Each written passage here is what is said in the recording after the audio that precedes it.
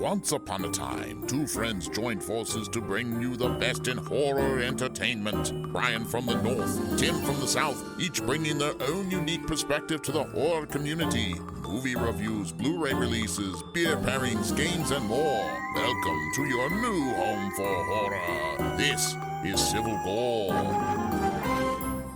Hey there, everybody. Welcome to episode 134 of the Civil Gore podcast. I'm your host, Tim. And this is Brian. And we're going to start the show off. We haven't done this in a while, but it's going to be a bit of a somber note. And kind of funny because one of our most, at least I think, one of our most humorous, continuous things on the show is when we kind of talk about the film historians, and especially last week, yeah, which we kind of went off. But and actually, I guess one of probably one of the most famous, well-known. I mean, I don't know if he's ever truly listed as just a film historian because he's a lot of does a lot of stuff in the industry. But of course, it's the passing of James Lipton, so we felt we had to at least acknowledge that.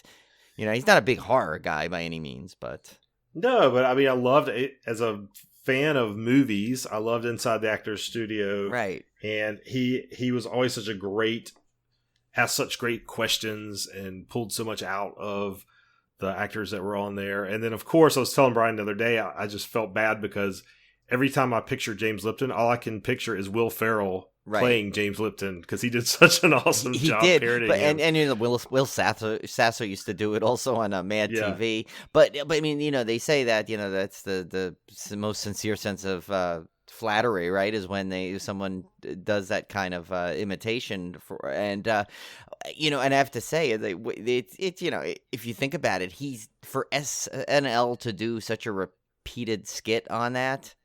I mean, that shows what an impact he had on pop culture.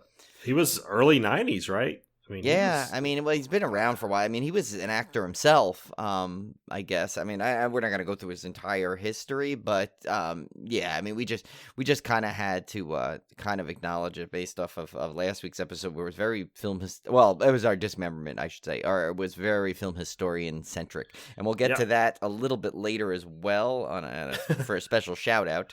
We'll get it out. But I will say, though, speaking of that Saturday Night Live skit, probably the best one if you have not seen it yet. I know, Tim, you have, but anyone else has not seen that, look up the one with Alec Baldwin where he does Charles Nelson Riley. By far, that is one of the best ones ever. That one is hilarious because it basically does Charles Nelson Riley as this super serious acting as he portrayed on the Match Game and a troll in Central Park. And it was just, that is pure brilliance right there. Yeah. Amongst that, though, you know, of course, the real man, James Lipton, was a very big part of the film industry and people who loved him, you know, and love film like Tim and I, you know, it's a major portion. So, you know, rest in peace, James Lipton. Yes. All right, guys. Well, let's get to our first chop. All right, guys, so first up, we have a little bit of a programming note. Yes. And that is we are going to have a new release day. We typically, since we started, have released new episodes Friday morning. We are changing that to Monday morning. So if you're headed off to work and don't want to start the workday, we're going to brighten up your day a little bit on Mondays. The reason for this change was when we originally started the podcast, of course, we had a great inspiration from Coaster Radio, and they used to release on Fridays. So we just released on Fridays, just kind of following their example. And amongst other things other things that we stole from them blatantly. And as we've gone through, as the podcast has evolved and has matured, we've learned how long it takes to edit and how long it takes to record and all this kind of stuff.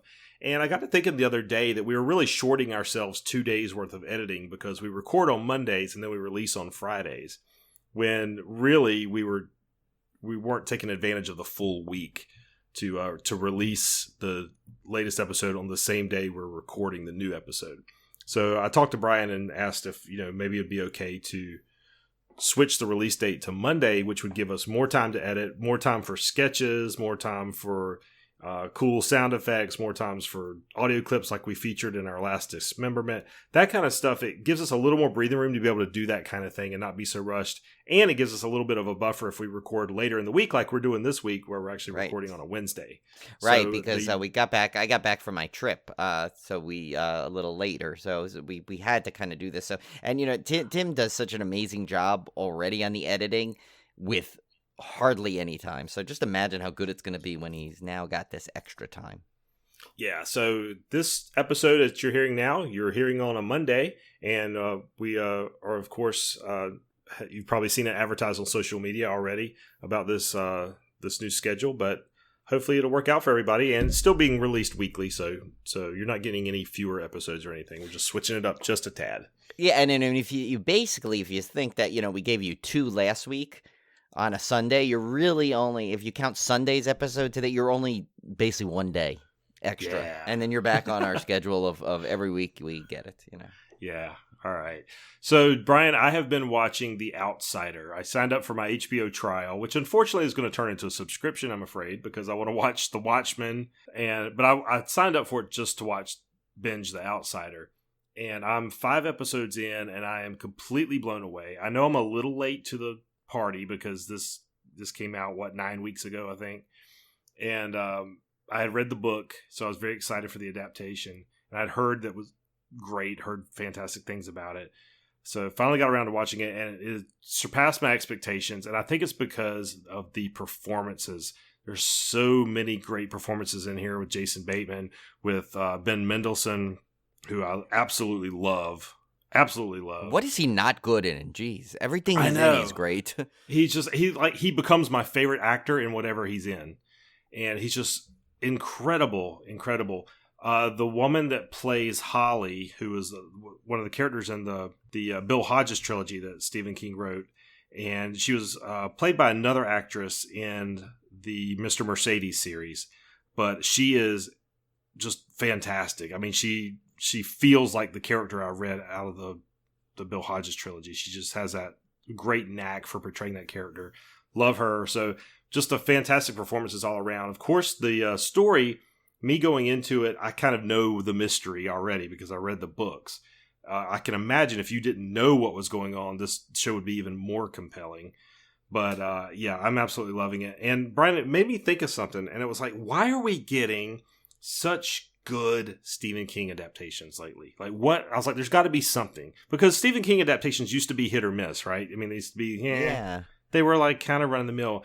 And I've got a theory, and I'll see if you agree with it, but I feel like enough time has passed in his career, and he's become such a legend. And you've got people that grew up reading his books that are now directing movies. I feel like there's a love of the source material that maybe wasn't there back in the 80s when it was a little more concurrent. Do you see what I'm saying? Yeah, no, I agree. And there, and also think about it. There's so many options now how to do his work than there was. Like, you literally had film or a TV movie. And now TV movies are not like what they really are. They're expanded into streaming miniseries, and so while you also have the big theatrical releases for some of his smaller releases, you're getting like the Netflix or the Hulu treatment or HBO to go. So there's a lot more options for his work to be portrayed in a better way. Something like It, which was better, obviously the original miniseries was, what was it, like close to 4 hours long, right? The Tim Curry version, right? Well, so then when they did the theatrical version, they decided to make it into 2 like full feature-length films. Well, back then, or when there was no way they were going to do that in the movie theaters. No, that didn't even exist. Gonna do it. Yeah. That type of thing did not exist. People were not going to see something that was going to be, 1, that long if it was in the theater, or 2, they were going to go split it into 2 movies that way. It's just one story split into 2 movies was not a big thing then at all, if it had happened at all at that point. So, now I think that along with your theory, just throw in the fact that there are way more ways to present this material. Yeah, and you've got more writers, more great writers, more. the industry expanding as far as the sources of material. So Netflix, you've got more people in the industry. You got more writers. You've got more great actors. You got more great directors. And then, like you said, you couldn't have done The Outsider back in the 80s because nobody's going to greenlight a 10-part miniseries. There was no way that was going to happen. No, not with what they, it would have, if it was, what would it have been on? It would have been on regular TV. Yeah. And the limits of what you could do back then are, were strong. Even if there was such a thing as streaming service back then, it wouldn't have been the same. But just now everything is advanced and everything is way more, and just you can't discount the fact of that, the social media effect on things where buzz can be generated in a whole new way. So people can discuss this way more and build up, and people can, directors and producers can look and see what are people really clamoring for, and they could give them what they want. So I don't know. I'd be curious to hear you guys' thoughts on that. But I feel like Stephen King's career has become so iconic and so legendary that maybe there's this. I think there's always, and we're going to talk about it in the feature film this episode. I think any movie is better served if the director has a love for the source material. Right. And I just think I see that kind of coming through in a lot of these Stephen King adaptations. So, but Brian, you've got a movie you got to see last weekend that I am dying to see. I am so happy that it was successful because it bodes well for future Universal monster type properties to come to the big screen. And that, of course, is Blumhouse's The Invisible Man. Right. Yeah. And I wanted to see this right away. And, the buzz already was good. The trailers look good. So I went in and, I saw it Saturday. So it was out basically, to most people for 2 days. I think it premiered like on the Thursday night preview that most movies have. And then Friday was good. And I saw not only was a lot of people just on social media raving about it, but it was some big people. It was, it was other horror directors and other horror fans. Everyone was pretty much unanimous. Like I hadn't seen a bad thing about it. So when I was going in, I mean, my level of expectations were already high. So actually I was a little nervous. I'm like, wow, you know what? Everyone's so positive on this. I'm super excited. Where could it go but a letdown, right? Well, happily my fears were there was no need for them because it blew me away how good it was. The movie, I mean, it was over 2 hours, but it was one of those that moves just really well to the point of where before you know it, it's over. And I'm like, wow. I mean, it was it really has you gripped from the opening sequence right through the end. And there's enough twists and turns. Now, granted, it is definitely, you're going in there thinking it's going to be that whole dark universe, classic monster kind of Invisible Man. You're not getting that.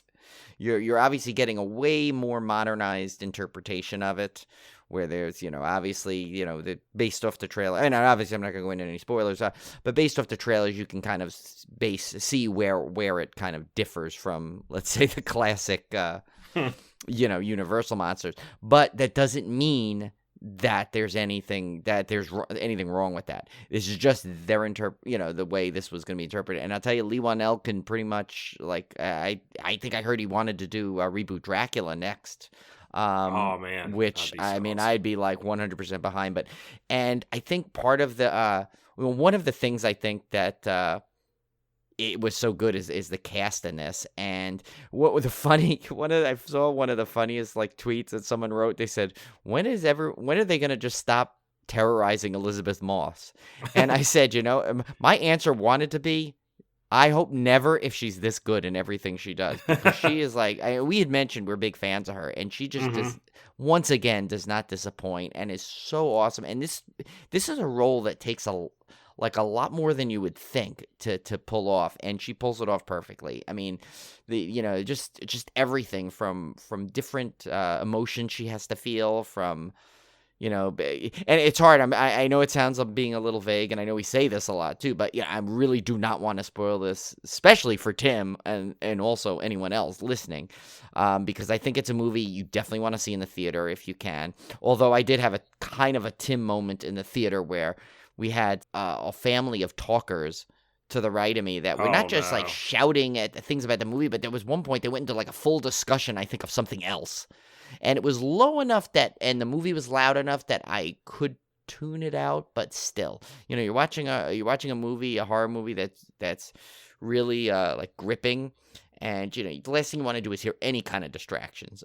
I think this is one you definitely need to go see in the theater. Everyone should go see this in the theater, not only just to support this movie, but because it's great in the theater. Because there's a lot of fun crowd reactions in certain scenes, and it actually kind of, that's one of those things when a crowd responds sometimes to once they stop talking, once they respond to scenes, it kind of adds to that some of the moments, and there were some great moments in there. Some jump scares for Tim and everything, and it just got some really cool sequences, and just really, really just a fantastic movie. I was so excited, and I'm so glad that this movie is going to be a hit. I'm hoping to go see it this weekend. It's sitting right now at 91% on Rotten Tomatoes with an 88% audience score. That's unheard of for a horror movie. Really unheard of. Yeah, I mean, I'm not sure why it's not even like higher than that. That's how good it was. We got a new Shudder docuseries coming out in April, which I'm super excited for. This is called Cursed Films. Premieres April 2nd. Oh my gosh. This is about movies that supposedly have a curse attached to the filming of them. The first episode is going to be on The Exorcist. On April 9th, we're going to get Poltergeist. On April 16th.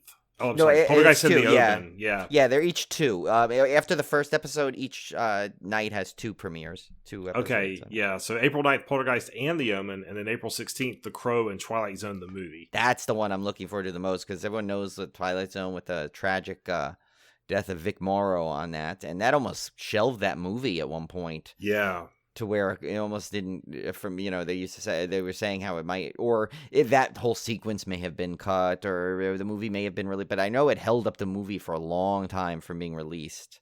Yeah, and The Crow was actually filmed here in Wilmington, so I remember when Brandon Lee died. And that whole thing, that was really terrible tragedy as well. And I mean, I know the story behind all these as a horror fan. Yes, we probably all do, but I just can't wait to see it presented in a documentary format. I think it's going to be really fascinating. And I have not ever been disappointed with a Shudder docuseries yet. No, and they have like a lot planned. I mean, we know the horror noir one from last year was just incredible. So no, I really hope they somehow they just become more and more of these, because they're so fun to watch. I guess some sad news. We are not going to be attending New Jersey Horror Con this year, and basically my fault, but just with the whole trying to get the house on the market type thing, it just wasn't going to work for us. Our whole house right now is torn apart trying to paint and move, and boxes stacked in the hallway, so it just wasn't feasible. Plus, from a budget perspective and everything, I just couldn't make it this year. So I didn't have the heart to go without Tim either, because the whole fun of last year was Tim and I going together as Civil Gore, and that was right. Yeah. It's like if I went and I had the room booked and everything, and we were all gonna, I was gonna meet up with Steve Cohn said he might go one of the days, and Julie unfortunately couldn't take off work at all, so she couldn't even go. So it's like, I mean, I'm like, it wouldn't be the same, It's like there was that magic of last year of Civil Gore in its entirety, getting to go to the con, and it just would be the same, and it stinks because it's going to be a really good one this year. That said, though, I still want to promote this con as much as possible, because it is. I cannot recommend it more for a con, because it's that perfect level of great guests, but not like ridiculous crowds to where you can't move. You really get to talk to people. You meet a lot of great people. We met a ton of people that we know that came through the podcast. The worst part is I wanted to personally apologize to Ghost Girl Greetings again for that interview botch up, which we still have to have them back on. So I was gonna definitely apologize to them in person if they were there to be like, we are so sorry, but we will get them back on. Amongst some other interviews we've got in the works. But yeah, and it would have been great to see DHT and Tiffany Shepis and of course Felissa Rose again, and there were some really good guests that we hadn't got to meet before. But if you were wavering about whether or not to go to that con, I definitely, if you can, go. It is a great time. It's a blast. You will not forget it. Yeah. Yeah, and hopefully we'll be going next year. Yes. So we're going to shoot for next year. But remember, though, what another factor, and we should say this was another factor too, is that I think, and what helps the sting, at least for us, is knowing that we are trying to. There's pretty much we're like full steam ahead to return to Halloween Horror Nights this year. Yeah, that was a big factor because I had pretty much cut out all travel this year for the most part. In terms of even my coaster trips and stuff, I'm not doing as many of them this year. But the end goal was to definitely make. I knew if I focused all my time and money and everything towards Halloween Horror Nights, that was the one trip I was going to be able to get to this year. So that was my whole focus. And if I had to cut any other trip out for that, it was going to be for that. Yeah, and so of course, and that that was real. I mean, everyone was always tells us still that they love that episode of us doing the preview and the recap. And this year, I promise I will not lose my apparatus there. To hopefully we'll get way more live footage this year. I know we say that, but this year I will promise to do it. Well, it's going to be better this year because my brother and Amanda will probably be there. Oh, right, yeah, because especially if they do the, and especially if it's tied in along with the Coaster Radio meetup, we'll have a lot of people. We can probably do some on-the-spot interviews with some of our buddies. By far, if it all works out like we planned, it's going to be way better than a couple years ago. Yeah, for sure. Civil Gore store is up and running and live. I hope you guys have been doing a little shopping. And we got a good review. Cody reviewed her shirt. She said it's great, and she says there's no strange smells, which is always a good plus. Yeah. You never know. We didn't add any John Lithgow or Donald Sutherland candles smells to our clothing, so you can that's buy coming with soon. Confidence. Yeah, that'll come soon. That'll be. I've got to get the hoodie. Limited. I really want a hoodie. That's so I know. awesome. Yeah, I still need to order some of our samples to check that out too. There's some great stuff on there. The shower curtain is there, by the way. We were not joking about that. And right now, it's just really you can just get our logo, but that is just because we want to get the store up and running. We're going to be doing some other. Some funny probably quote shirts, some other ideas we have playing around. I think we want to do some limited edition shirts, maybe for certain events we may do, or like a really short run of stuff possibly, so we don't know what we're all of it yet, but the possibilities are endless, and Threadless does a great job. I want to give them a shout out because while we were I remember we had hoped to have this up much sooner than we did, but there were some issues, and I got to tell you, their customer service there is great. They go, you can online chat with them, and at one point it was so funny. I had two different chats open because somehow the message got split up. So I literally had both people representatives there giving me advice on how to fix a couple of little tweaks that I wanted to do, and also another little shout out to KK Sam because they had used them, and I had asked them, and they were telling me that they do a great job and stuff too. So they helped me out when I reached out to them. So yeah, so go out and check out some stuff. I mean, there's some cool stuff. The mugs are really cool. Yeah, it's not just all clothes. I mean, there's some less expensive items you can get, like mugs and magnets, stickers. I mean, all kinds of cool stuff. You can get a little drawstring bag. I mean, and there are some other items which we could add. Remove as we see them going, and we try and keep it a lowest price point. And they have sales too, which Threadless will run too, which is good. So we'll make sure whenever they have those promotions, we'll make sure we alert you guys. But obviously, now that the spring is almost here, that means summer's around the corner, so you can get your Civil War beach towel. That's right. If you're so inclined to lounge around out on the horror beach. Horror fans don't typically go out in the sun, though. I don't know. Well, I do in the summer. Remember, I'm a big beach guy in the summer. But just think about it. You can go out there with your Civil Gore water bottle filled with whatever beverage of your choice while laying on a CIVIL GORE towel, dreaming away of Tim's dulcet tones. That's right. And when you get done with the beach, you can go wash the sand off in your shower, Yes. with a nice CIVIL GORE shower curtain. I'm going to give a prize to the first person that orders that shower curtain. And that is we said that, and that is true. We will provide you, if whoever buys that shower curtain and can proof that you've actually purchased it. You got to take a picture, not with you in the shower. No, you don't. Take a picture of the shower curtain. Yes, you can, hanging in your bathroom. It has to be hanging up. You could stand there. Prize. Yes, just not. Yeah, you don't. It does not have to be mid shower. Just point out. From afar in the outside that you have it, and yes, we'll send you a bonus item.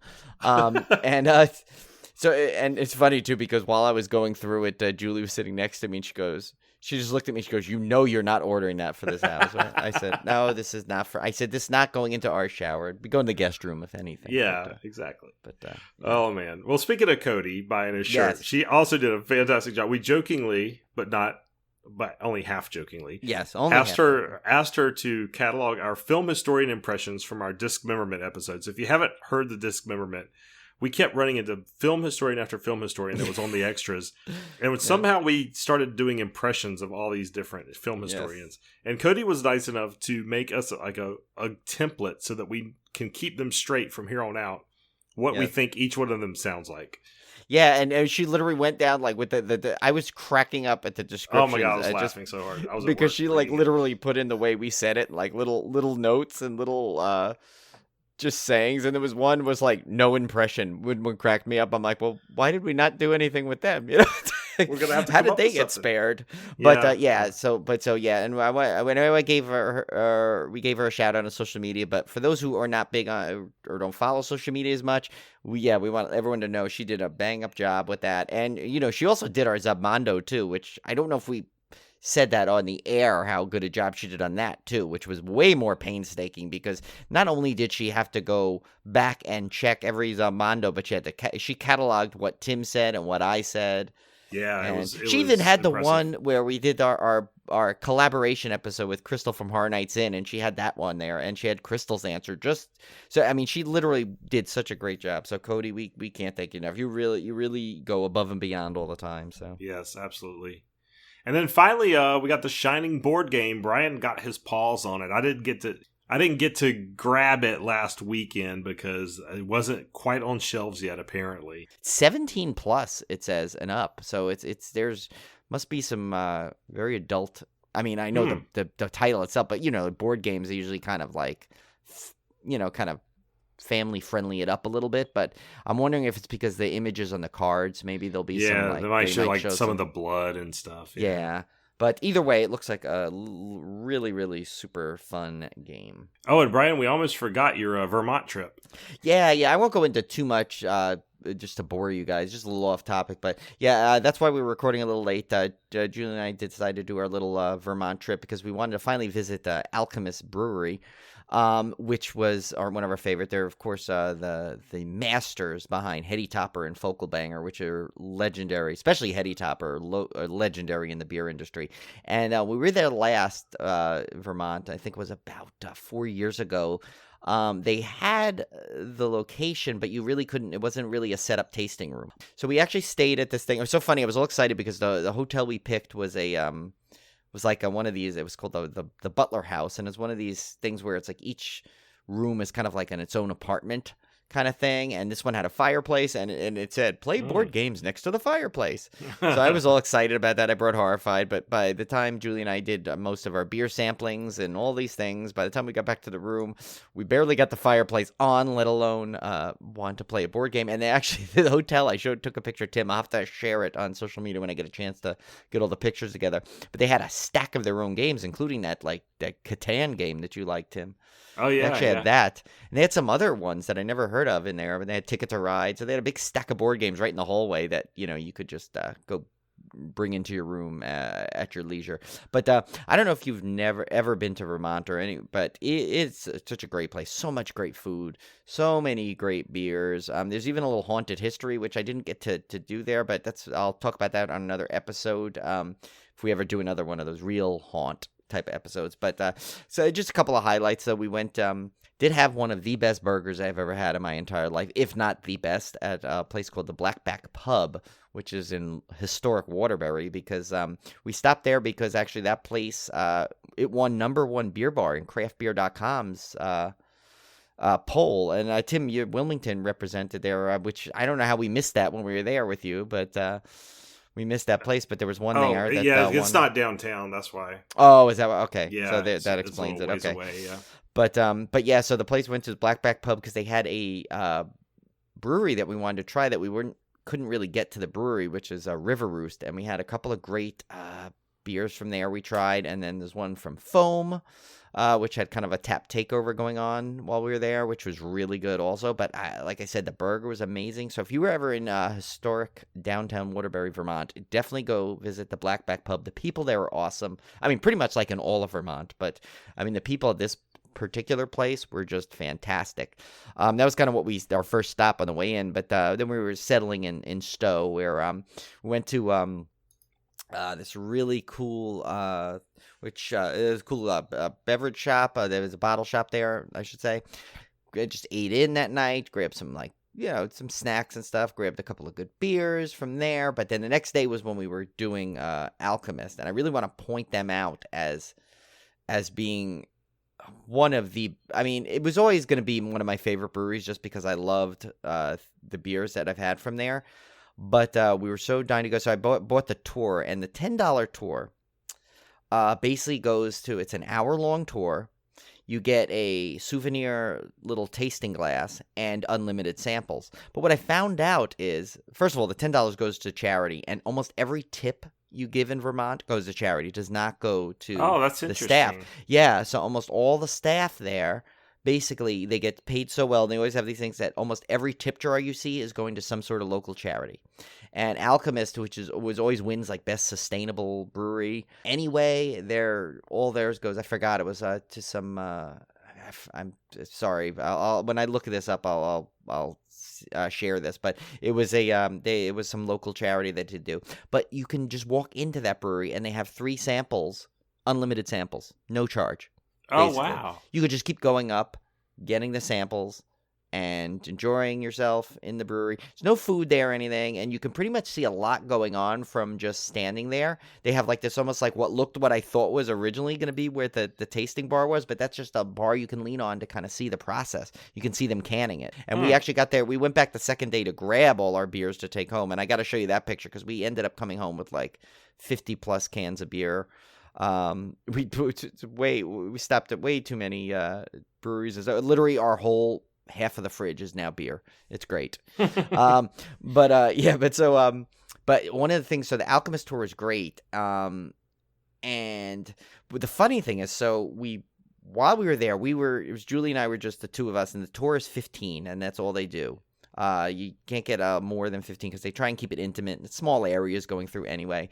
But the funny thing is, the guy, when we got there, he goes, by the way, you're 2 and the rest of your tour is one big group of 13.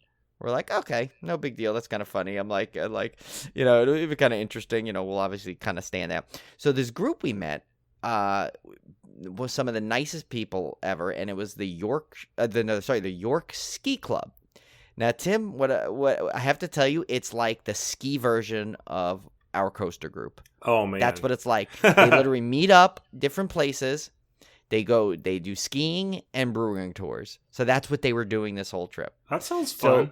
Yeah. So I said, you don't understand. You're like the skiing version of us. And I was telling them all about our group and everything. And then I actually brought up Slack and all this stuff. And the funny thing is that, so we were like, they basically made us honorary members because afterwards we were all talking to them and just having a bunch more samples. I mean, I don't know. I must have had 9 or 10 samples. But we take this free bus service, so we didn't have to drive, so it was easy. So I was like, I was feeling pretty good by the end of that night.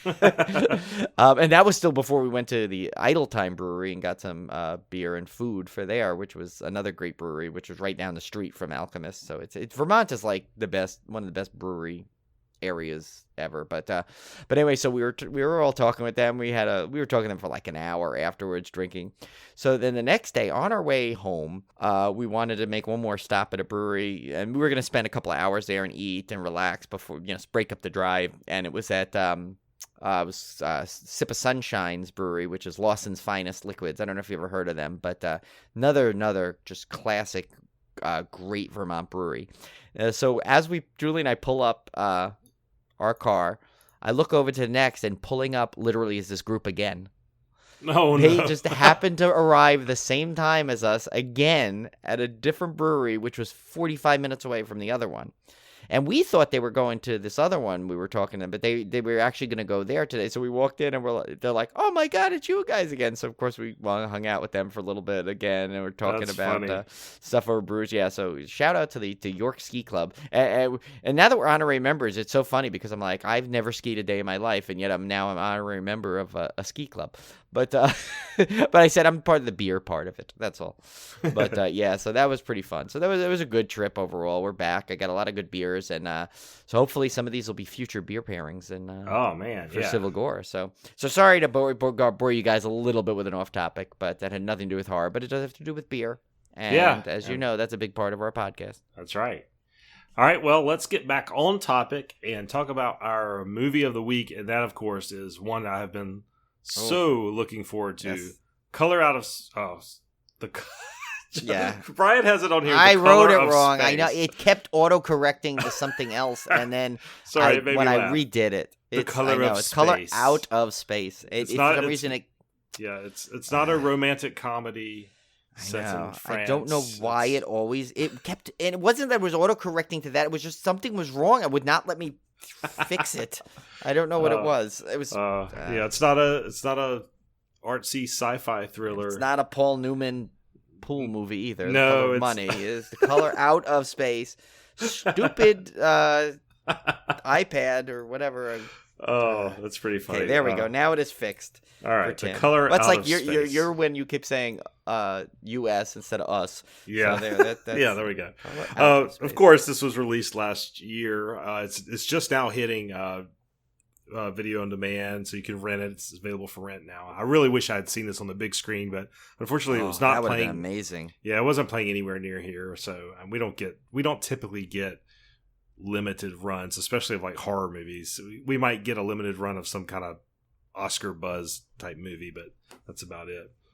Directed by the great Richard Stanley, who I think his last film was the infamous Island of Dr. Moreau, right? Yeah. So he had really not been in the picture until this movie, and man, I call this a hell of a comeback because it was just fantastic.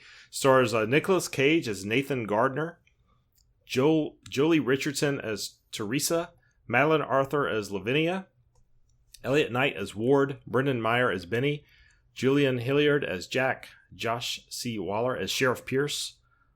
Wow. I put this in just because I wanted to hear you pronounce her. Koryanka Kilcher as Mayor Tuma. You nailed that one way too easily, Tim. And Tommy Chong as Ezra. Yeah. The synopsis: a secluded farm is struck by a strange meteorite which has apocalyptic consequences for the family living there and possibly the world. So I wanted to start out the discussion of this film by talking about the original H.P. Lovecraft story. Yes, which you're an expert, so I'm going to let you take this away. Yeah, I'm a huge H.P. Lovecraft fan. Have always been. We've talked about it on the show before. I've got probably at least 6 or 7 different board games that are all Lovecraft based. I've read I was reading his short stories even when I was a young tyke, even when I couldn't even understand them, because even as an adult, I barely understand them. He definitely writes in that flowery prose of the early 1900s. But as a big Lovecraft fan, I've always been disappointed, as most Lovecraft fans have been, with film adaptations of his work, because it is so difficult to put his work on the screen. For those of you that don't know, that are horror fans and don't know Lovecraft, a lot of his fiction has to do with things that are so horrifying and so terrible and so powerful that even glimpses of them will drive you mad. How do you put that on a cinema screen? Obviously, it's very now that difficult. you said that, that gives me a whole new view of this movie. Actually, though. Yeah. So a lot of his horror comes from your imagination filling in the gaps, because he describes things, what happens to people when they see these things. He doesn't really describe these things in detail. It's why the mythology, I think, is so popular as an IP for games and stuff, because there is that interpretation. It's wide open interpretation. Plus, it's older, so it's the licensing and stuff is a little bit easier to the short stories. In fact, I think are public domain by this point. I actually read the color out of space online on a website. I think it's just out there free. So it's always a treat when we get any kind of Lovecraft adaptation, much less a good one. And I can probably name on one hand the number of good Lovecraft adaptations. There's some that I consider adjacent. Like Reanimator is loosely based on a Lovecraft story. And Reanimator is fantastic, but it's a great horror comedy, but it's not really like a faithful adaptation of the literature. From Beyond is another one. In the Mouth of Madness was probably one of the best ones. And there's other. Dagon is a fairly good one. I actually enjoyed that one, although it does have some flaws. And but you can almost count on one hand the number of like really, really good Lovecraft adaptations. I would put this one all the way up there, top 5, easy. And I could say that just based on what you just described, and then after seeing this movie, it may be my favorite Lovecraft adaptation. I honestly can say that. So I started right at the top then. Yeah. And I read The Color Out of Space before the episode because I wanted to be able to contrast it with the movie, because it's been a while since I'd read the original short story. And it's not a very long short story if y'all want to go out and read it. But I was even more impressed with the movie after reading the story, because it did do such a good job in adapting it. In the short story, it's kind of told in a viewpoint that was used fairly commonly back then, especially in horror stories, where basically the narrator is telling about events that happened or events that he was told that happened. In this case, you had this... I don't remember if they called him like a hydrologist or whatever in the... actually, that's exactly what... Because Tommy Chong would say that. Maybe like, the hydrologist. I don't remember if they used that term in the short story, but he was there surveying for a reservoir of some sort. So he was working with geology and water and everything, even in the short story. And there's a man who I think the Tommy Chong character was trying to portray in the short story, who basically tells him about what happened in this area. And that's how he kind of learns the story of what happened.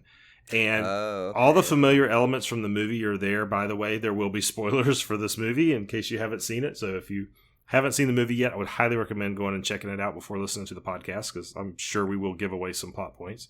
Yeah. It has the whole thing about the meteor coming down, the strange fruits, and overgrown vegetables and creatures. I mean, all that. It does not have alpacas. The original Lovecraft story does not have alpacas. Oh my god! Unfortunately. And that's like yeah. But it has all the little elements, and it's not really a plot driven story. The original short story is more like, this is what happened back then, and this, then he noticed these things happening, and these things. It's kind of more of like a, I don't know, just kind of an unsettling, creepy, weird retelling of what I heard happened in this old farmhouse kind of thing. But the movie does such a good job of taking all those elements and then creating a story out of it, and then adding on. There's a couple little things, like in the story, the character played by Nicolas Cage, his name's not Nathan for one thing, it's some weird like Nahum or some old-fashioned name. Yeah. And he has 3 sons that live with him on the farm. And of course, in the movie, Nicolas Cage has 2 sons and a daughter. I don't know why they changed it or why not change it. Who cares? I mean, it doesn't really make any difference in terms of the story. But just pointing out some of the differences there. But I thought the movie just did a fantastic job of staying true to the source material, adapting what needed to be adapted, but adding stuff in and adding filler in to flesh it out even more. So hats off to Richard Stanley, who's a huge Lovecraft fan. Nicolas Cage, I believe, in the trivia said he was a big Lovecraft fan, or his dad was. So you could tell that love of the source material really showed through here, because I do not see that very often in Lovecraft adaptations, this level of faithfulness to the source material. And there's a sequence in here that I was just completely blown away by, which I guess we'll get to. It portrayed something on screen that I very rarely see Lovecraft adaptations ever do. So, but we'll continue on, Brian. What did you think? What did you think of this movie before we get into like the kind of plot by plot points? Well, it's funny because I apparently I got all the stuff that you were saying is so hard to portray on film, and I got that. And now that you said, based off of what Lovecraft's, he's saying based off the source material, it's so difficult to do, but this film achieved it. See, to me, I'm not an expert on that, so to me, I just thought, wow, they really did this well, but like thinking that maybe all Lovecraft things are doing that, but now it like kind of adds this element of extra specialness to this now, knowing that this isn't such an easy thing to achieve based off of his works. Because, I thought it was, when I went into it, I was just thinking it was going to be like just amazing, like Nick Cage movie, which it was. Don't get me wrong, too. It's got that element going for it also, too. But just overall, it's like it had such a unnerving, and like how you said, how it's like his stories are these things too horrible to that you can't see it. It did that pretty well to the point that there's stuff where I'm just like, oh, it was like hard, it's hard to watch at some level, but it really did such a good job of making that uneasiness while also having you riveted into the story that was going on. I know we said Nick Cage is Nick Cage, but every performance was good in this. Yeah, and I wanted to point out one thing before I forgot it. For people who aren't familiar with Lovecraft and how influential he was on horror. This guy lived back in the early 1900s, like 1920s, eras was his peak writing.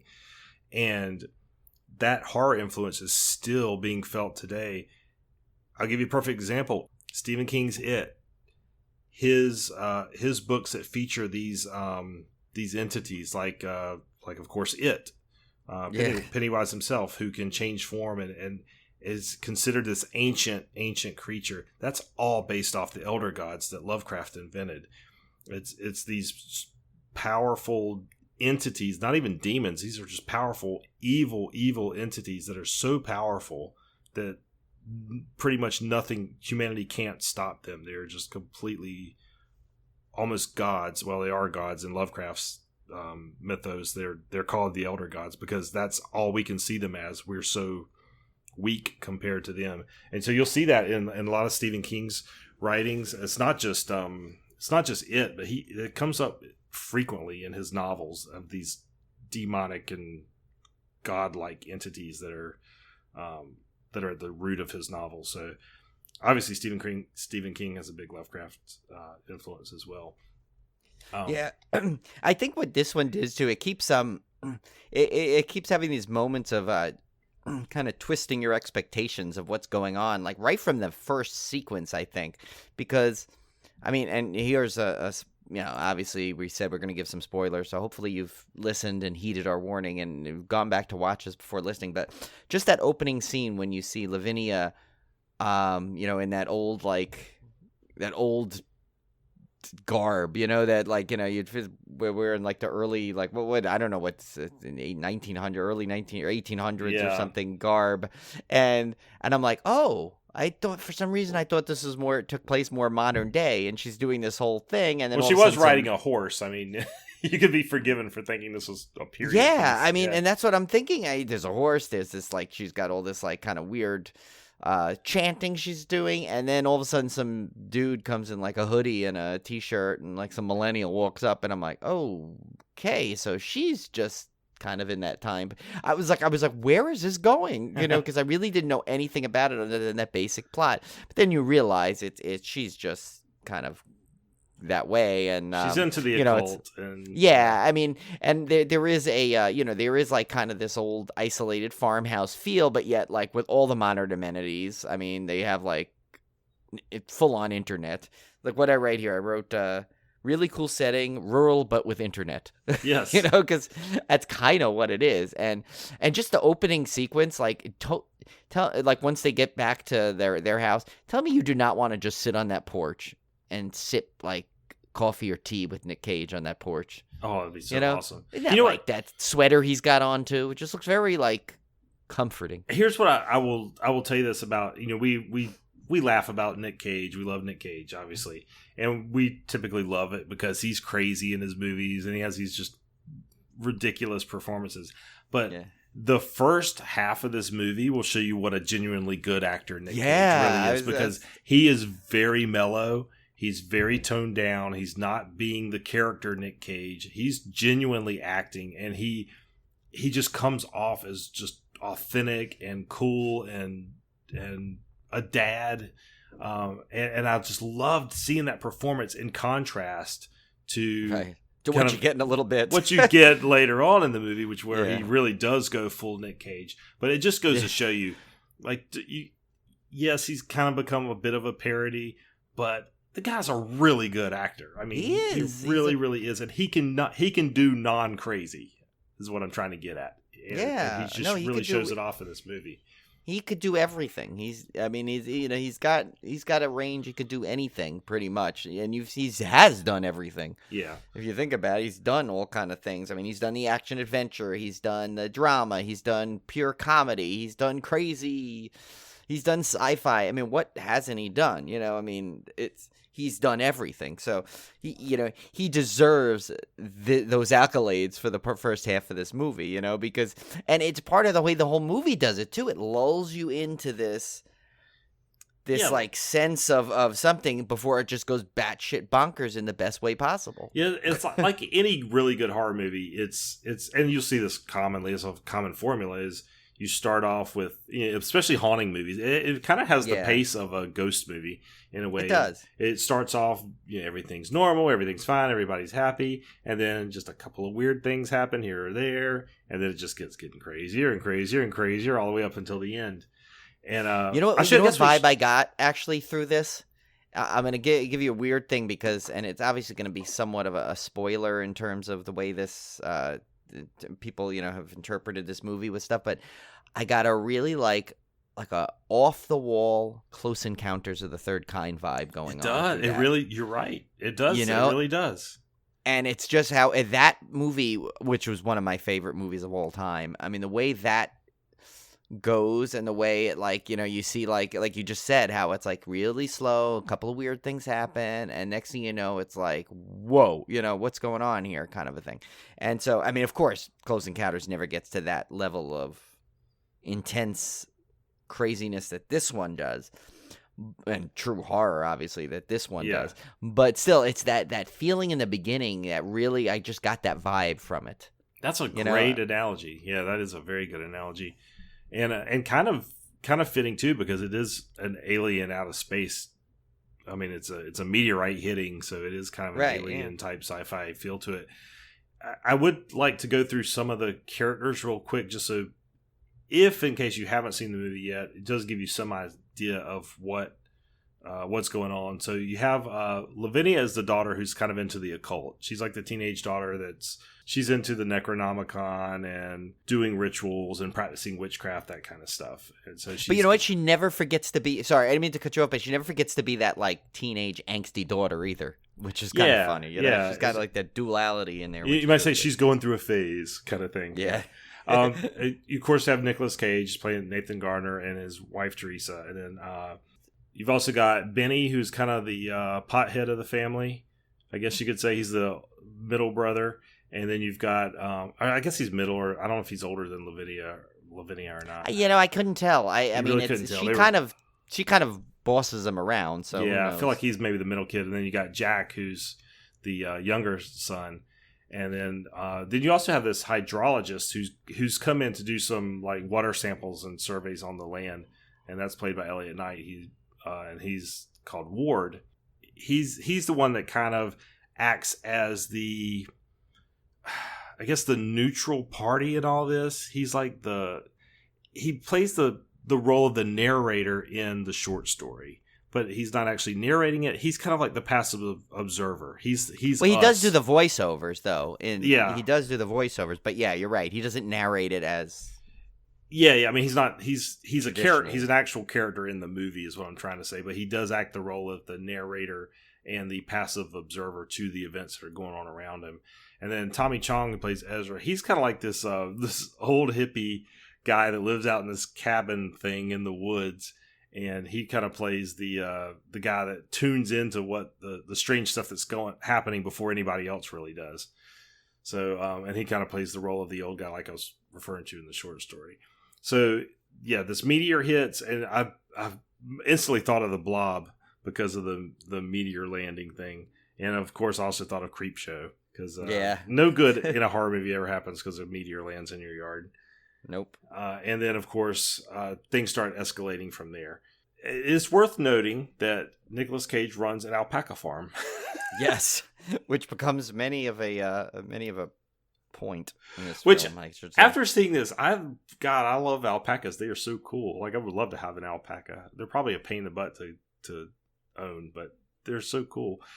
We'll start with one and then work into the alpaca. Get that was bad. A six alpaca. Six alpaca. There's a pun in there somewhere. I'm too tired to think about it. But this did provide the best line in the whole movie for me. And I hope I'm saying it right. If I may have gotten a word or two wrong, but where Nick Cage goes, "If you don't mind, it's time to milk the alpacas." Well, because he emphasizes alpaca. Yeah, like it's got to milk the alpaca. Yeah, you know? Yeah, that's exactly right. He says, "If you don't mind, it's time to milk the alpacas." Something the way he says it, y'all have to go back and watch it. It's so good. It was my favorite line in the entire movie. Where pretty much any time he mentions the alpaca is pretty much some sort of like almost hilarity in terms of the way he says it. Like even when he's like in the beginning when he's talking about it at dinner time and his daughter kind of Lavinia she razzes him about it. She's like, because like he's all sitting there that he thinks is going to be the meat of the future when she's like telling him, she's like, no, they get those for the sweaters. You know, they realize they just like he's thinking that he's got like this new food source kind of a thing going on. I love it. Yeah. And I was telling Brian, you should see. I wish you guys could see me and Brian's text messages sometime.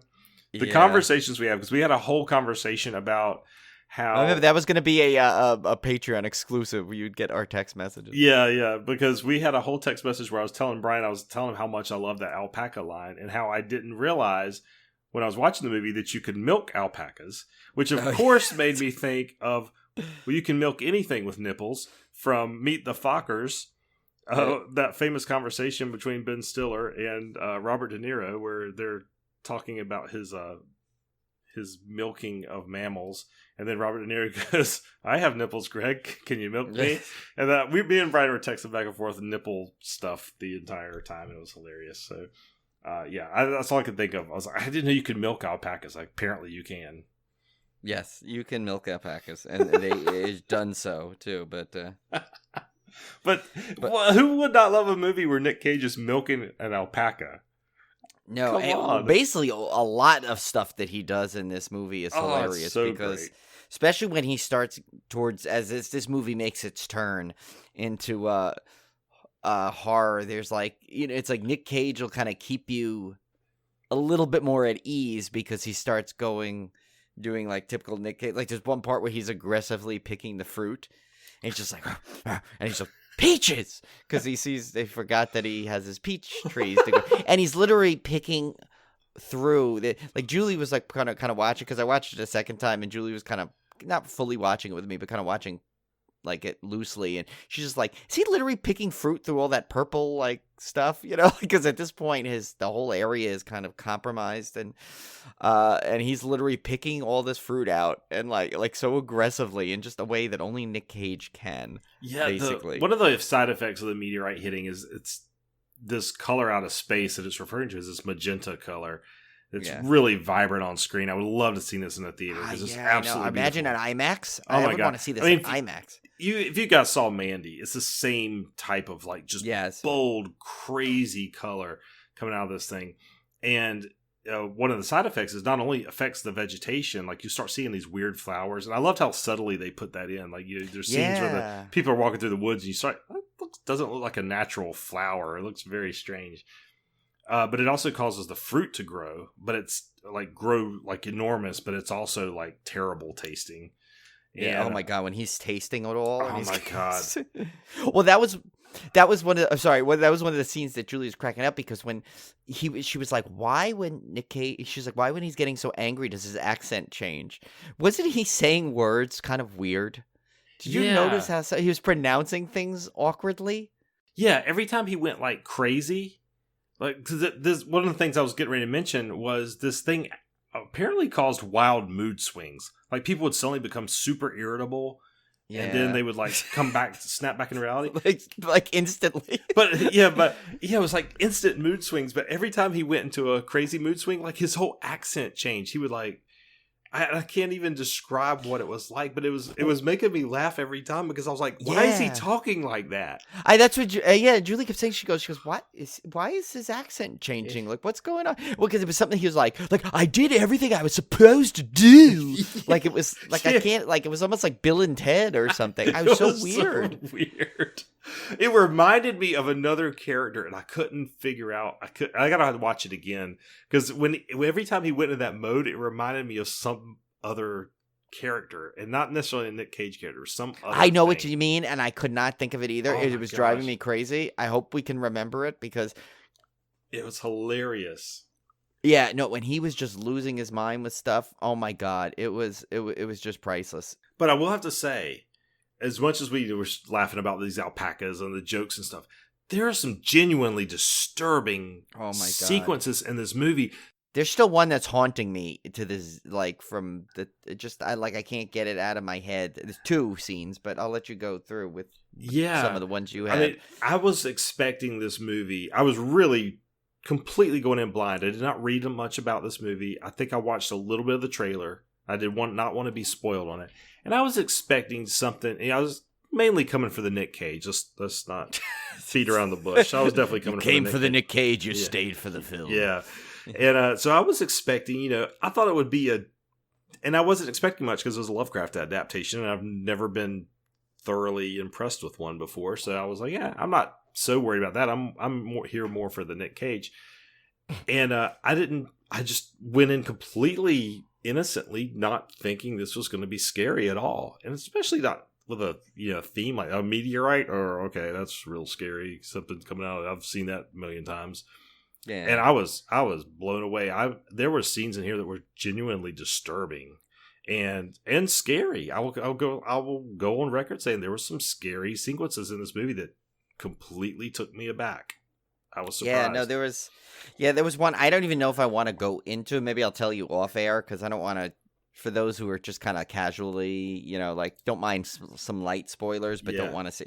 There's a couple of big shockers in there that are like. Yeah, I want to hear those after. I'll let you know which ones after. I will say though, one of the most epic scenes in this movie. I mean, he pretty much steals the scenes that he's in. But Tommy Chong, when Ward goes to after things start going really weird, and he just goes to Ezra or Tommy Chong's like shack, and he just starts telling him, he's like, yeah, don't drink the water because and Tommy Chong is just like literally not listening to him at some level, and just kind of. He's like, listen, man, they're down here, and he's just total Tommy Chong, but it fits so well into the movie, into that scene. Like, it's like literally if you took another character and that didn't belong in this movie but put it in, it just was like magical that it plays so well. That's what I got out of this, because he's so like you could have put that Tommy Chong scene in any Tommy Chong movie. Yeah, it would have worked. Well, that's what was funny. He had my second favorite line here. in the movie. Which was which one? And it was the one, and it's not a funny line in and of itself. It's just the way he delivered it. Let me guess. Can I guess? See if it's right. Yes. Was it the one with the cat? No. Oh, okay. It was so mundane a line. He goes, "The people under the floor, dude." Oh, that's right. You told me that. I texted you that. I don't know why. I laughed out loud. I don't know why it struck me so funny, but it's just the way he said it. The people under the floor, dude. Like. Duh. See, I thought you were going to say with the cat where he's like, so first of all, it's funny enough that the cat is named G-Spot. Yeah. But, and they make a point about how funny that is in the movie. But when he's sitting there and he goes, the guy, like Ward, is like, he knows something's off, but he's trying to be nice. He's just like, okay, well, I'll let you know if I see G-Spot. And he's like, oh, you might see him, but you're not going to recognize him. Or whatever he says in that weird thing, it's like, you're not going to recognize him. And it's like, and he just goes, okay, and he walks out, and you're like, what does that mean? But then, eventually you get to see what he means, and it's just like there's just something so uneasy about that sequence, but yet at the same time, since it's Tommy Chong, it what becomes of that, kind of like you're not prepared for, because I think you're so kind of caught up in the Tommy Chongness of it. It's like but so I don't want to give the impression, because we're laughing about all the lines and the Tommy Chong and stuff, that this movie is lighthearted in any way. No, those are some bright spots in what is a very bleak movie, and has some very chilling and disturbing scenes in it. So I think if you're going into this like me, expecting just some to laugh at all the Nick Cage craziness, you're going to get that, but rest assured, you're going to get some really, really good horror on top of it as well. Yeah, and actually that second half, and this is going to be a strange comparison, but I think you'll know what I mean by it. There's a very Pet Sematary vibe to the second portion of that. Yes. Where there's just some sequences where it's rough to watch based off like because if you had to put yourself in that spot, the agony you would go through.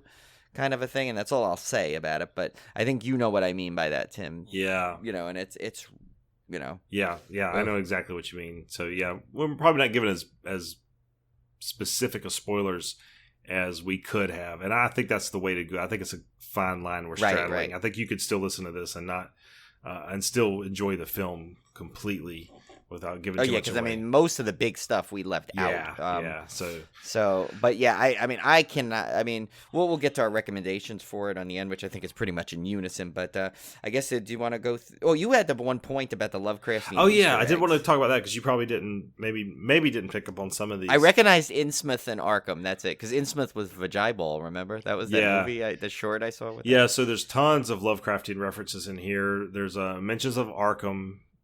Which is the city featured in the Lovecraft stories. Miskatonic University. The Ward has a Miskatonic University shirt on, and of course that's the famous university in the Lovecraft stories. I mean, this is stuff ripped right out of the stories. At one point, Lavinia is reading a book, or maybe it was a Ward actually that had it. I can't remember. But it was a book by Algernon Blackwood. He was a contemporary of Lovecraft who was famous for his ghost stories, another author. Oh, okay. If you've never read any Algernon Blackwood, he's fantastic. I mean, he just wrote some really, really good, creepy ghost stories. The Necronomicon book that Lavinia has, I actually owned that exact edition of that book back in high school. Nice. The Necronomicon is a fictional book. You guys probably know it from Evil Dead. Right. Which is, again, another Lovecraft influence on later horror. But the Necronomicon was a fictional book invented by Lovecraft to use in his stories, which was this Book of the Dead, and it was, it was powerful, and it was written by this mad man. And definitely a fictional book. It never actually existed, but the edition that she had was written in the 70s, and it was kind of a pulp mass paperback, and it's got all kinds of magic rituals and stuff. And I owned it back in high school, and we would try to do the spells in it and stuff back when I was going through my occult phase. So that's where that was funny when I saw that. I was like, oh my God, I had that same exact one. And then the news logo resembles the Elder sign that you see in all the Lovecraft games. And then of course Innsmouth, which is another town in the Lovecraft story. So if you have read any Lovecraft, this movie's just chock full of those references, which was fun to see. I was going to ask you, does that triangle thing that she's wearing, was that anything Lovecraft, where she had the same triangle in her hair, and the triangle was in the attic, that same window? I'm not sure. I didn't recognize it per se as being exactly like something. But that had to be intentional, right? I mean, the fact that there was the triangle on the back of her head and the triangle in the window as the window. It's hard to say. I can't remember exactly what it looked like. I know the Elder sign does have triangles in it, but I don't know if that was exactly what. Oh, okay. Yeah, look, next time you watch it, look at the attic window. It's where the mom works. And then obviously at the end, one of the ending sequences takes place up there. And then Lavinia has a hair clip that's a triangle. Okay. The entire time. And there's a couple of shots where they focus in on it, where it's clear as like the center of the frame is that hair clip. So I assumed it was something. I assume it's intentional for sure, but I just assumed it was something like a nod to that. That's one reason I want to watch it again, because I was just watching it for the movie, but I would love to go back and kind of pick out all the little Easter eggs I missed and stuff on the way back. I think it's worth going through the trivia, because there's some fantastic trivia for this movie. There's a lot. We don't have to go through all of it, obviously, but Richard Stanley wrote an unproduced biopic of writer H.P. Lovecraft called Providence. I would love to see that. Yeah. That's really good. It's kind of funny that I don't know of any biographies or anything anybody's done of Lovecraft, and we've talked about it before on the show. He was not a very good person. He was very racist, a very xenophobic person, and he talked a lot about some of that comes through in his writing, his xenophobia against foreigners and outsiders, and that's kind of represented in his writing. He was even more so blatant about it in his correspondence outside of his fiction. So that makes him a little bit of a touchy subject because his horror fiction can't be denied the influence it had, but at the same time, there were some very questionable moral values that he held. So maybe that's why we haven't seen any biographies of him. I don't know, but I think it would be fascinating. As long as you're truthful with what you're not trying to sugarcoat what he was. I think it would be very interesting. The one piece of trivia here that I really like, Brian, I'll let you read a couple of these next ones, but Richard Stanley's favorite Cage movie is Vampire's Kiss from 1988, which is, if you guys have not seen that, you got to see that. That's Nick Cage full blown best ever. So he asked Nicolas Cage to use the same style of performance in this movie, which he gave. That's interesting because the movies are nothing alike. Yeah, so it's like that's. But pretty I love funny. that bit of trivia though. Yeah. Yeah, I'll let you take a couple more of these, Brian. Well, here's one I think that'll be actually really cool because it says in a Q&A with Richard Stanley, he claimed that this film would be the first of a trilogy, and with the Dunwich Horror adaptation coming next. So cool. Yeah, so I mean, think about it. The fact that he nailed this one, and I'm going by your judgment, which I trust. He nailed this Lovecraft thing, so it seems like that's going to be pretty cool that he's taken on 2 more. Yeah, I mean, I am all in at this point. Oh, here's an interesting. So both Nicolas Cage and Richard Stanley at one point in their life went into a search for the Holy Grail. Yeah, That's I was nuts. I was like, is that for real or is it they're referring to National Treasure? I don't know. I mean, couldn't you see like Nick Cage actually going to the Holy Grail? I definitely could. On an alpaca, probably like riding one into the abyss to try and find the Holy Grail. Another little Easter egg here. The narrator's name is Ward Phillips, and of course, Howard Phillips Lovecraft. Howard Phillips Lovecraft is H.P. Lovecraft's full name, so that was kind of a nod to H.P. Lovecraft himself. And it's worth pointing out this was produced by the producers of Mandy, and you do get a Mandy vibe when you see the colors and the cinematography and stuff. It definitely was reminiscent of that movie in the way it was filmed. And it's funny because that was Panos Cosmatos, right? Yeah. So he was the only different director, but yet they managed to, the producers must have had some sort of influence on the style. I have to both think were that the very producers similar. had some kind of influence because there was just so many similarities, or maybe just I had it already in my mind because I knew they had produced Mandy too. But you can't deny the vibrancy of the colors and stuff is very similar. Yeah. So here's another thing. You would probably know this one, though, but it says, so in the original novel, like you'd mentioned, Nahum Gardner has 3 sons, Thaddeus, Merwin, and Zenas. Film adaptation, Nathan has 2 sons, Jack and Benny. That's funny, Jack Benny. I just caught that. I don't know if that's a nod, but it says, and a daughter called Lavinia. And it says, Lavinia is also the name of a character in another H.P. Lovecraft character in his novel, The Dunwich Horror. Yeah. So is this trilogy going to connect to each other somehow through the Carrie Lavinia, like in some kind of big creative liberty of something here? I don't know. It's interesting because now he's going to have 2 Lavinia movies right in a row. Yeah. And then the third one is going to be Lavinia and Shirley. So we're gonna, can you imagine that? We're going to do it. Yeah. All right. That would have been a skit. That's a missed opportunity. Yeah, I know. We were going to do a sketch for this episode. We just didn't have time. Recording late in the week. I already mentioned Nicolas Cage had always wanted to make a Lovecraft adaptation as a tribute to his dad, who was a big fan. And I also mentioned about the paperback copy of the Necronomicon, which is the one I had. The last one I really want to talk about, Brian, because coincidentally, I was reading about this piece of trivia unrelated to the movie. I had actually stumbled across it on a Facebook article. Or it said people are freaking out because of this little tidbit. And I was like, oh. So I started reading it and I got into it. And it got way over my head. But I'm going to read the trivia and you guys let me know what you think. The color used in this film to represent the alien color is magenta, a color that does not exist from a single wavelength of light as part of the color spectrum of visible light.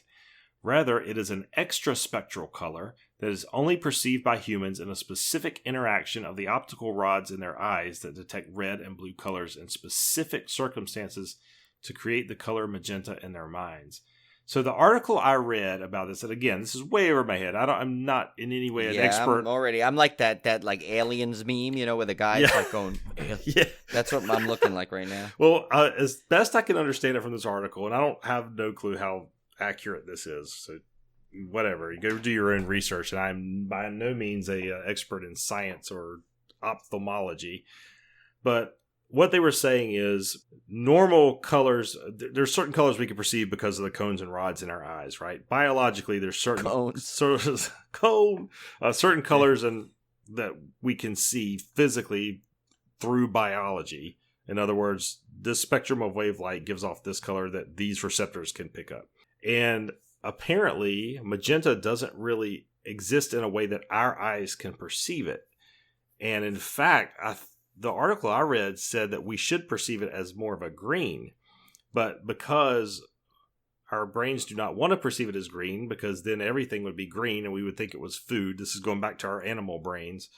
It perceives it as this purple color instead, which is magenta. So in other words, we're perceiving a color that doesn't really exist. Our brain is interpreting it for us. So how did that's weird, because how does everyone's brain interpret it the same way then? I guess because we're biologically the same, I guess. Yes, but I mean, could anyone ever see that as not? But what about the colorblind people? Can they still see? I don't know. Would that be a color that they can't see? I've got a colorblind friend. I can ask him. Okay, go watch this movie. No, I'm serious because some people, the colorblind are not. It's just like certain colors, that they can't see. Well, that same article was fascinating because it said we don't perceive our eye structure biologically is not designed to perceive true yellow spectrum of light, but there are animals that do have those receptors in their eyes that do perceive true yellow. So what we see as yellow may not be really what yellow is. You just blew my mind. That's like crazy. I don't know. Yeah, y'all have to go do your own research on this stuff. It was freaking me out when I was reading the article. So. Oh my god! But that's like that thing with the ears lately. Everyone's saying, "Well, can you make your ears rumble?" You see that thing going around on Facebook? They say to squint your face up really tight, and if your ears rumble, it's like only a certain percentage of people can do it. And I'm like, oh my god, why do I get in these things? Yeah, but it's cool. I mean, the whole thing is it's cool. It's thematically neat because it's representing this alien color as a color that, in theory, is truly alien to us because we can't really perceive it, or we perceive it, but not in the actual reality. There's a lot of weird things like that. There was a brain thing I read one time that always freaked me out. Was basically everything that you experience has already happened because it takes a certain amount of time for your brain to process it. So basically you're living life like fractions of a second behind actual reality at all times. Well, isn't that what that movie, Tenet is about, kind of thing? Where it's like that trailer, that's that new Christopher Nolan movie, where it's like there are a couple of seconds they could see. I mean, I'm just going by that with the trailer. It looks like they come in there and they're existing a couple of seconds. Like they see the aftermath of something, but right before it happens. Oh, I haven't seen the trailer for that. But I saw when I saw the Rise of Skywalker in IMAX, there was a 10-minute sequence that showed before it. But I just saw the trailer again before The Invisible Man. Watch the trailer and see if that's what you get out of that, because that kind of looks like what they're kind of talking about. But then again, Christopher Nolan's got all those crazy things he does in there. But and this also reminds me of that whole thing where it's like they're saying you can't. Even if you see a person in your dream you've never seen before, it's either someone you've seen out of the fraction for a second out of the corner of your eye possibly, or an amalgam of other people. You can't just invent. The human mind can't invent a person's look from scratch or something. That thing always blows my mind. The other one that really blew my mind was this was kind of morbid, but it's basically that if you're over a certain age, we'll say 20 or so, 21, 22, I don't know, 25, let's say 25 to be safe, you're older than every dog on the entire planet. Aww. That kind of sad. Yeah, but it's true. Yeah. It is kind of sad. It was kind of morbid. But I was like, oh my gosh, I always think about that. I'm older than every other dog in the entire world. In the entire world. Well, but then but not in dog years, you're not. Not in dog years, but still. So you could think of it that way. So they're always older than you in that way. All right. Well, anyway, final thoughts. But yeah, overall, final thoughts. Let's go to. I loved it. I recommend it. Highest recommendation. Yeah. Even if you don't know anything about Lovecraft, because I'm not a big. I mean, the only thing I know is what Tim tells me, and that there was a movie I saw once that had a vagiball in it that was supposedly based on Lovecraft, and I know about Cthulhu, but that's about it.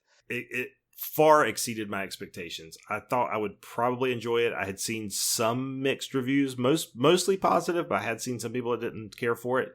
And so I went in, fairly reserved, blown away. Absolutely loved it. Yeah. It will be a purchase for me. Absolutely. Yeah, and I blind purchased that just because it was $15. I'm like, you know what? I know we're gonna watch it for the podcast. I wanted to see it based on all the Nick Cage. That was same producers as Mandy, and I'm like, $15.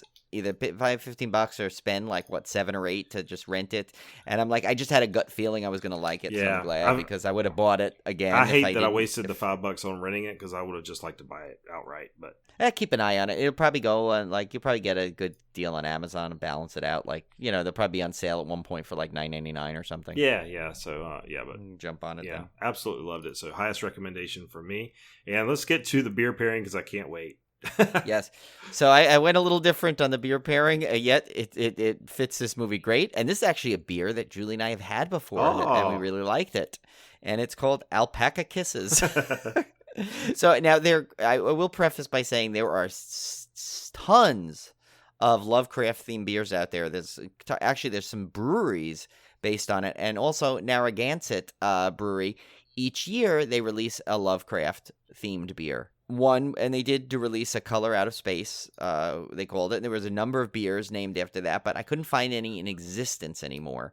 And so most of it, there was one, but I couldn't find anything on it. So I'm like, I always try and stick with a beer that at least it's attainable in some way, unless it was way too perfect to pass up. But this one I figured, you know what, let me go a little bit nicer. So I literally searched alpaca beers and came up with this one. I'm like, oh my God, that's right, I've had this one. It's Swiftwater Brewing Company up in Rochester, New York. We have a couple of buddies up there, Tim. And this one I remember is a really good one. It's 6.6%. It's a hazy, fruity IPA with notes of blueberry and Fruit Loops. Hops, Belma, Galaxy, and Denali. And so I figured the Fruit Loops part would go into what happens to Nick Cage in this by the end of the movie. Yeah, that's goes little Fruit Loops. That's perfect. So, and he does like peaches at that point. So there's the fruit. But yeah, so I figured that's a good one. It's actually a really good beer, all kidding aside. So if you get your hands on this one, I definitely suggest it. All right, so let's get to our triple threat from last week. We were looking for a fictional character, and the answer was Freddy Krueger. Yes, Cody got that for sure, I saw. Yeah, clue number 1. While I primarily appeared in films, I did once host my own television show. We're, of course, referring to Freddy's Nightmares, which I'm currently still working my way through. Some of them are pretty bad, but it's kind of entertaining. Clue number 2, I have been portrayed by more than one person. Well, of course, he's been played by Robert Englund in all of the original Nightmare on Elm Street films, but also Jack Earl Haley in the remake. And clue number 3, my signature weapon has appeared in movies outside of my own series of films. This was a little tricky clue. But yeah. Freddy's glove appeared in Evil Dead 2, hanging above the door in the tool shed, and in Bride of Chucky. It also appeared as a surprise ending in Jason Goes to Hell the Final Friday to set up the eventual Freddy vs. Jason film. Yeah, so check that out. His glove gets around. Yeah. His glove will travel. Yeah, and more people wanted to lick it than the inside of Jason's mask. So yes, we didn't get as many answers that I hoped on that. By the way, we should explain. Those are those Mondos we promised that were going to be kind of exclusive to our social media. So we're going to keep doing those, even though they're not getting as much play as I'd hope. Well, I did that one just on Twitter. I probably should have put it on Facebook as well. But oh, right, true. Yeah, well, you use that. We should just use that app, maybe. Oh no, I guess because Instagram, then you'd have to post it weird. Yeah. So yeah, maybe at least do Facebook and Twitter. So yeah, we're making up some Zamondos for you guys that are kind of just would you rather. Kind of the one I posted on Twitter. If you guys missed it, was would you rather lick the inside of, and I'm talking about pure lick, like every surface of Jason's mask, or lick the inside of Freddy's glove. Yeah. Had some interesting answers there. I think we need to put a hashtag with it, like hashtag Civil Gore Zamondo or something. Yeah, so that way it could get some travel. Yeah, I think so. So we'll continue to tweak that. So our triple threat this week, we are looking for another fictional character.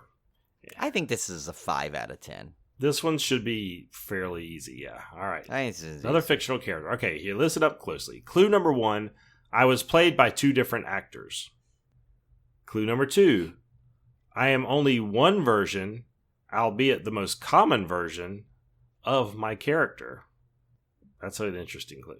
And then clue number 3, I am featured in 3 films and a novel, and indirectly referenced in another novel. So it could be tricky. I mean, those are not very specific clues. But funniest thing is, I think that third clue, while it seems kind of vague, is actually probably one of your one of those clues that kind of bind everything together if you really pay attention carefully. Yeah.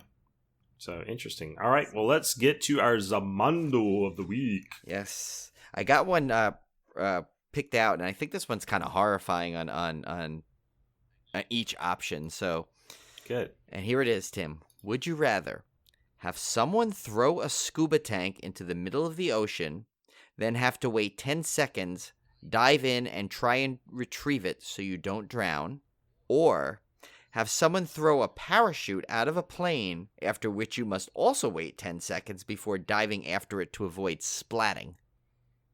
Oh, I think it's an easy one for me, but still, both of them are neither one are comforting. Oh yeah, that no question for me would be the scuba tank. I'll go for the scuba tank. Right. I mean, I would too, because I happen to be a pretty good swimmer. I was like one thing away from like lifeguard training. I just didn't have I never really was my path. I just kept passing all the tests at camp.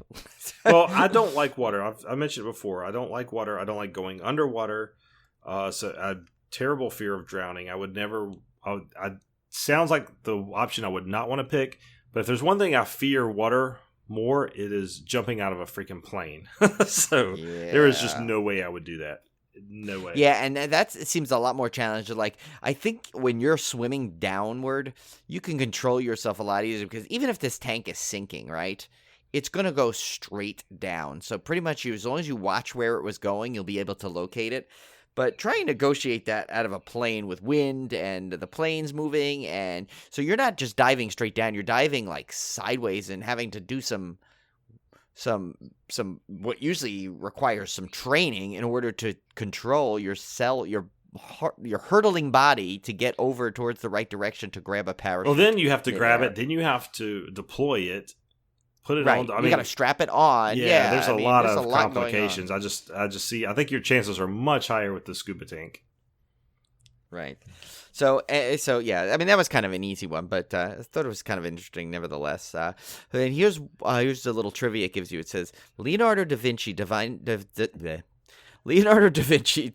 parachute that didn't allow air to pass through its top. So instead of falling straight, the chute tilted to the side. Out went the air, and boom, splat. The guy should have just stuck to painting pretty pictures of his girlfriends. And then there's one more. It says, the Beach Boys, who were considered the kings of California surfing, started a national surfing craze in the early 1960s. 4 of the original members of the band knew nothing about surfing, and the only one who did drowned in 1983. Oh, my gosh. That's funny. I think I'd heard that before, that they didn't actually know how to surf. Yeah, that's kind of funny. Well, and almost every song had something about a surfing in it. Well, that's just like what's Creedence Clearwater Revival was not from the bogs of Louisiana either. They were from California. So, and I actually heard they have never seen the rain. But go figure. But I love CCR, so don't get me wrong. I absolutely love it. No, I do too. They're very comforting music. Yeah. All right, guys. So we will see you back here next week. Got a big surprise for you next week. Hopefully, it'll. Yes. We're not gonna guarantee it yet, but we're very high confidence. Yes, I'm super being superstitious about this one, so want to make sure it happens before we start announcing stuff, and that's why I'm not even announcing the movie. I don't want to give anything away, or I mean, it's funny actually. The movie has nothing necessarily to do with our guest. It just it's gonna be themed with the guest. Yeah. I'll just say that. Yeah. So, but if it all works out, it should be one great episode, I think. Yeah, I think so. So drop us a line at civilgorepodcast@gmail.com. Leave us an iTunes review. We got a new iTunes review the other day. That's right. And we meant to mention that in the first chop. Let me just quickly thank our listener. It was J.J. Harry, and I'm going to read his review. It was a great review. Gave us 5 stars, which is awesome. And he wrote, Brian and Tim are one of the best podcast hosts. If you're in need of a horror movie podcast, check this out. They have a great show and amazing segments, interviews, monthly video release updates, and movie of the week reviews. The show is put together well and shows orally.